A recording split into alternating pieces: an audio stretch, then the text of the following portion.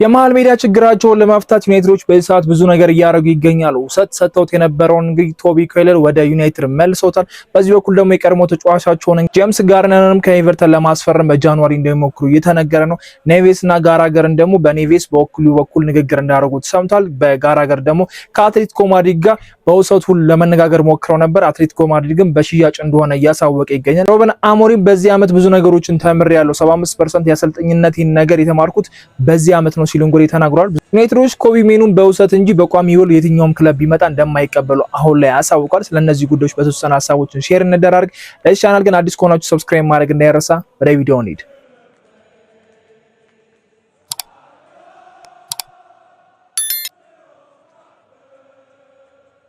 ኮቢ ሜኑን ብሎ የሚመጣ የትኛውም ክለብ በቋሚ ውል ከሆነ አናስተናግድም የሚል አስተያየትን ሰጥቷል። እንግዲህ ዩናይትዶችና ፋብሪዞ ሜንን ነገር አውጥቶታል። ሮበን አሞሪም እንደተናገሩት ከሆነ ኮቢ ሜኑ የወደፊት እቅዳችን ነው ሲሉ አስተያየት ሰጥቷል። በጣም መሆንም ያለበት ግልጽ የሆነም ነገር ይመስለኛልና አይተነዋል ምን ያህል አቅም እንዳለው። አሁን ላይ ምንም እንኳን እድል እየተሰጠው ባይገኝም ያ ቦታ ላይ እድል እንደሚያገኝ ሁላችንም እናውቀዋለን። ብሩኖና ካስሜሮ ኤጃቸውን ስንመለከት ከሜኑ ጋር ያላቸው ጋፕ በጣም ሰፊ ነውና ሜኑ እድል እንደሚያገኝ ግልጽ ነው። ከፊት ለፊቱ የዓለም ዋንጫ ስላለ ብቻ ነው መጮትን የፈለገውና ለመጮት እንደዚህ የጓጓ ብለን መናገራችን የማይቀር ነገር ነው። አሁን ላይ ጉዳት ማስተናገዱ ትንሽ ለሱ እንደውም አመቻ አላደረገውም እንጂ በሰዓት ላይ ምንም አይነት ጉዳት ባይኖርበት ኖሮ ራሱ የሚያሳይበት በጃንዋሪ ዝውውርም ልቀቁኝ የማይልበት ወር ደግሞ የውሰት ጥያቄዎችን ዩናይትዶች የማይቀበሉበትም ሰዓት ሊደርስ ይችላል ብዬ አስባለሁና ሮበን አሞሪም ወጥተው ይሄንን ነገር መናገራቸው የወደፊት እቅዳችን ነው ኮቢ ሜኑ ማለታቸው በጣም ትክክለኛ ውሳኔ ይመስለኛልና ተጫዋቹ መልቀቅም እንደማይፈልግ እናውቃለን።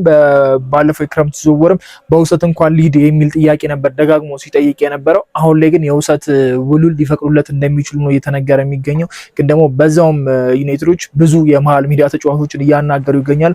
አንደኛው እንግዲህ በውሰት ሰጥተውት የነበረው ቶቢ ኮይለር ነው። ኮይለር እንግዲህ ከዩናይትድ ወደ ዌስት ብሮም እንግዲህ በውሰት እንዳመራ ሁላችንም እናውቃለን። አሁን ላይ የተወሰነ ጉዳት አጋጥሞታል። ከጉዳቱን እንግዲህ ወደ ዩናይትድ መጥቶ እንዲያገግምና ዩናይትድ እንዲቀር አድርገውታል። ያላቸውን የመሃል ሜዳ መጠቀም በጣም ግዴታ ይመስለኛልና ተጫዋቹ ባለፈው ዓመት ተሞክሯል። የተወሰነ እንቅስቃሴ አድርጓል። ራሱን በተወሰነ መልከት አሳይቷል። ግን ልምድ ለመቅሰም ተብሎ ነው ወደዛ የላከውና ዩናይትዶች የነበራቸው የመሃል ሜዳ በቂ ስለነበረም እንኳን ለሱ ለኮቢ ምድል ስላልተሰጠ ትክክለኛ ውሳኔ ይመስለኛል እሱም ወሰት መልቀቅ። አሁን ደግሞ እሱ መመለስ አሪፍ ነው።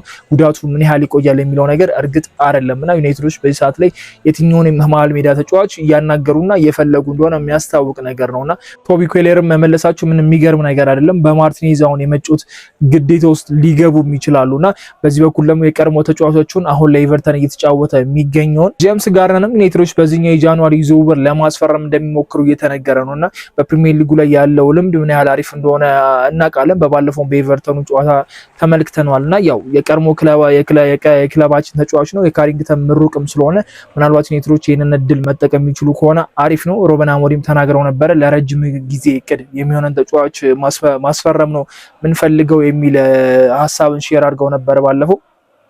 ኤጁም ስንመለከተው በጣም ጥሩ ነው። ዩናይትዶች እሱን ማስፈረም የሚችሉ ከሆነና ክለባቸው ውስጥ መቀላቀል የሚችሉ ከሆነ በጣም የተሻለ ነው ብዬ አስባለሁና የነ ኔቬስንም የነ ጋራገርም ጉዳይ አለ። በዚህ በኩል ከኔቬስ ወኪል ጋር እንግዲህ ከንግግር እንዳደረጉ ስለ ዝውውር የተወሰነ ሀሳቦችን ዩናይትዶች እንዳነሱ እንግዲህ ፋብሪዞ ማሳውቃል። በዚህ በኩል ከጋራገርም ጋር እንግዲህ በአትሌቲኮ ማድሪድ ወሬዎችም እንደቀጠሉ ነው የተሰማውና ዩናይትዶች አሁንም በጋራገር ጉዳይ የውሰት ውል እንጂ የቋሚ ውል አይፈልጉም። አትሌቲኮ ማድሪድ ደግሞ ተጫዋቹን በውሰት መልቀቅ አይፈልግም፣ በሽያጭ ብቻ ነው መልቀቅ የሚፈልገውና ዩናይትድ አሁን ላለበት ችግር ረጅም ጊዜ ማያገለግለው ተጫዋች ከሆነ በውሰት የማስፈረም ፍላጎት ነው ያላቸውና ከኔቬስን መግዛት ይመርጣሉ ከጋራገር ይልቅ። እሱ በጣም ግልጽ ነውና ሮበን አሞሪም ኔቬስ ላይ ምናልባት አይናቸው ሊያርፍ ይችላል፣ ግዴታ ሆኖባቸው ማለት ነውና ከሁለቱ ተጫዋቾች መምረጥ አለባቸው ወይ ደግሞ ከኤቨርተን ጄምስ ጋርነርን ማምጣት አለባቸው። እነዚህ አሁን ላይ በጃንዋሪ ዝውውር ልናገኛቸው የምንችላቸው ሶስት ተጫዋቾች ናቸውና እነ ኤደርሰን እና ባሊባ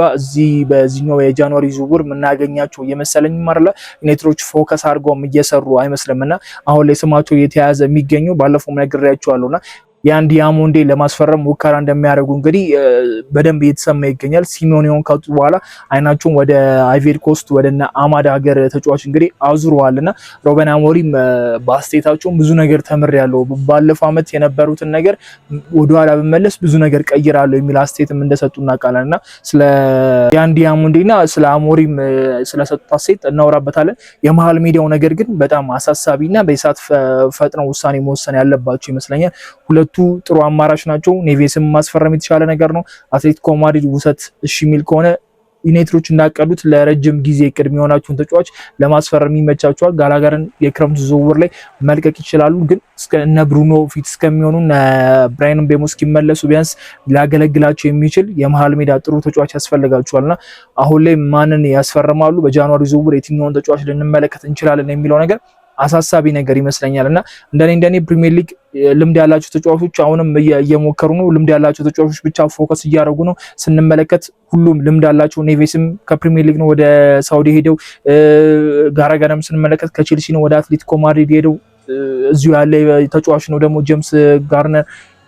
ሁሉንም ፎከስ አድርገው እየሰሩ የሚገኙት ሊጉን የሚያውቁትና ሊጉን የለመዱ ተጫዋቾች ናቸውና የተሻለ ነገር ይመስለኛል። ከዚህ በፊት የምናስፈርሟቸው ተጫዋቾች ብዙም ከፕሪሚየር ሊግ የመጡ ሳይሆን ከሌላ ሊጎች እየተነሳሱ ግን አሪፍ አቋም ያላቸው ተጫዋቾች አምጥቶ ማጫወትና ፐርፎርም ለማድረግ ይሞክራሉ። እነዛ ደግሞ ፌል አድርገው ዩናይትድ አሁንም ተጫዋቾችን ገደለ የሚባል ነገር ተደጋጋሚ ነገር እንሰማለንና አሁን ላይ የፕሪሚየር ሊግ ልምድ ያላቸውን ተጫዋቾች ማስፈረም በነ ኩኛ በነ ብራይን ስላዩት አሪፍ ስለሰራላችሁ ከዚህ በኋላ የሚሞክሯቸው ተጫዋቾች እዛው ፕሪሚየር ሊግ ላይ የሚጫወቱ ወይ ደግሞ የፕሪሚየር ሊግ ልምድ ያላቸው ተጫዋቾች ላይ እንደሚሆኑ በጣም ግልጽ ነው። የመሃል ሜዳው እቅዳቸውንም ስንመለከት እንደዛው ነው። ኤደርሰን ወይ ባሊባ እየተባለ ነው ወይ አዳም ዋርተን ነውና እነዚህም ሶስቱም ፕሪሚየር ሊግ ላይ ያሉ ተጫዋቾች ናቸው። ዩናይትዶች ሊጉን የሚያውቁትን ተጫዋች መምረጥ በጣም የተሻለ ነገር ነው። ከዚህ በፊት የወሰኑት ውሳኔ ልክ አይደለም። በዝውውሩ ዩናይትዶች ምን ያህል እንደከሰሩ መናገር እንችላለን። አሁን ላይ ማውጣት የከበዳቸውን ነገር በፊት ላይ ምን ያህል ሲያወጡት እንደነበረና ምን ያህል ለተጫዋች ደሞዝ ሲከፍሉ ምን ያህል ለዝውውር ሂሳቦች ሲከፍሉ እንደነበረ ተመልክተናል። ግን ደግሞ አሁን ላይ ያንን ያህል ገንዘብ ማውጣት አይችሉም። ግን በትንሹም ቢሆን እየጣሩ ነው ጥሩ ተጫዋቾችን ለማስፈረምና የመሃል ሜዳው ውሳኔ አሁንም ቢሆን ጃንዋሪ ላይ ያለው የዝውውር መስኮት ለዩናይትድ ጥድፊያ ሆነ እንጂ በደንብ አቅደውና ረጋ ብለው የሚያዘዋውሩት ነገር ይመስለኛል።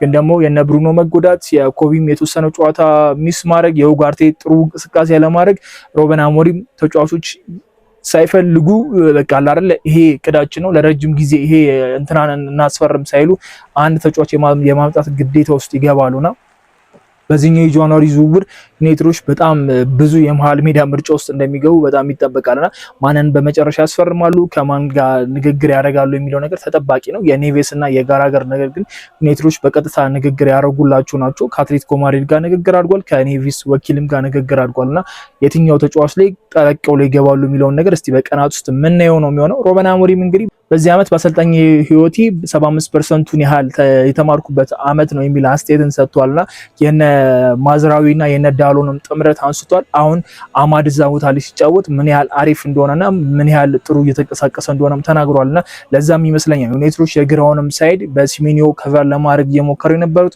ወይ ደግሞ አሁን ሲሜኒዮ ሲዘጋባቸው ወደ ያን ዲያሞንዴ ያዞሩትና ሩበን አሞሪም ምናልባት ወደ ኋላ ወደ አንድ ዓመት በመለስ ኖሮ ከባለፈው ዓመት ለየት ያለ ነገር ነበር መሞክረው የሚል አስተያየትን ሰጥቷልና ምናልባት የነ አማድ በዚህኛው በኩል ጥሩ ሲጫወቱ ማየት በዛ በኩልም አሪፍ ይሰራልኛል ብሎ ማሰባቸው የባለፈውን ዓመት ሚስ እንዳረጉት ይመስለኛልና ባለፈው ዓመት እንዳመለጣቸው እያሰቡ ይመስለኛል ሩበን አሞሪምና አሁን የማጥቃት ሂደቱን ስንመለከት በመከላከሉም በኩል እንደተፈራው አይደለም። አማድ በዛ በኩል ሲጫወት ዩናይትድ በጣም ይጠቃል ምናምን ብለን ነበረ፣ ግን ደግሞ እንደተፈራው አይደለም። የአማድ ምንም ስህተት የለበትም ብዬ አስባለሁ እና ምናልባት የሲሜኒዮን ፍላጎት ያደረባቸው የሲሜኒዮን ሲያጡት ደግሞ አሁን የዳይሞንዴን ወደዚህ ወደ ዩናይትድ እንዲዘዋወር መፈለጋቸው ሩበን አሞሪም አንደኛው ተማርኩበት ወይ ደግሞ በዚህ ዓመት አወቅኩት ያሉት ነገር ይመስለኛልና ከመሃል ሜዳው እኩል ከመሃል ሜዳውም በላይ ፎከስ አድርገው ሲሜኒዮ ላይ ወይ ደግሞ ያን ዲያሞንዴ ላይ እየሰሩ የሚገኙት ሩበን አሞሪም ያ ነገር ስለሰራላቸው ይመስለኛልና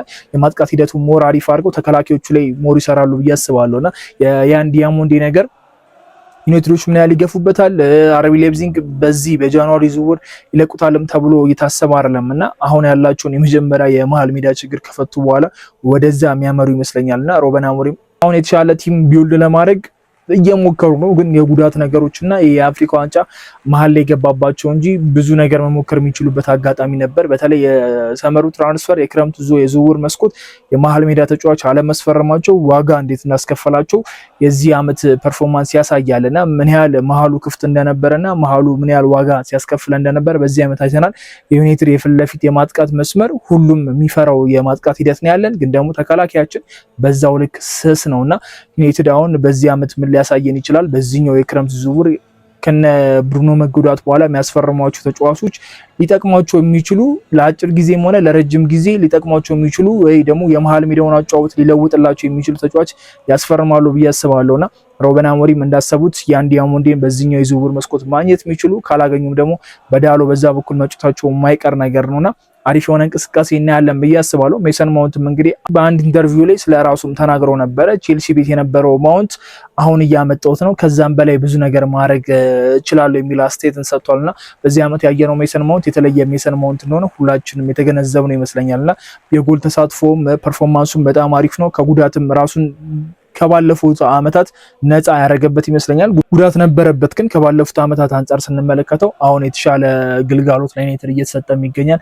አሁን ደግሞ ጊዜውም የነሱ ይመስለኛል። አማራጭም የላቸውም፣ ራሳቸውን ፕሩቭ የሚያደርጉበት ራሱ የሚያሳይበት ጊዜም ነውና እነዚህ ተጫዋቾች ጥሩ እንቅስቃሴ የሚያደርጉበት ሩበን አሞሪም ተማርኩበት ያሉት ነገር ምናልባት በዚህ አመት በዚህ የጃንዋሪ ዝውውር እንደው ተሳክቶላቸው የሚፈልጉትን አይነት ተጫዋች አስፈርመው የተሻለ ዩናይትድ ከግማሽ ሲዝን በኋላ ወይ ደግሞ ከጥሩ የዝውውር መስኮት በኋላ የምናይበት አጋጣሚ ሊፈጠር ይችላል ብዬ አስባለሁ። ዋናው እቅዳቸው እንግዲህ ወደ ሻምፒዮንስ ሊግ መመለስ እንደሆነ ሁላችንም እናውቃለን። የሻምፒዮንስ ሊጉ ቦታ ላይ አሁንም ቢሆን ቅርብ ነን። 3 ነጥብ ማሳካት የሚችላቸውን ጨዋታዎች ማሳካት የሚችል ከሆነ ዩናይትድ ቶፕ 4 ውስጥ መግባቱ የማይቀር ነገር ነው። በቀላሉ 3 ነጥብ ማሳካት የሚችላቸው ጨዋታዎች ላይ ነጥብ እየጣለ ስለሆነ የተቸገረው እንጂ ዩናይትድ ይቸገራል ብሎ የታሰቡበት ጨዋታ ላይ ጥሩ እንቅስቃሴና ነጥብ ይዞም እየወጣ እየተመለከት ነው።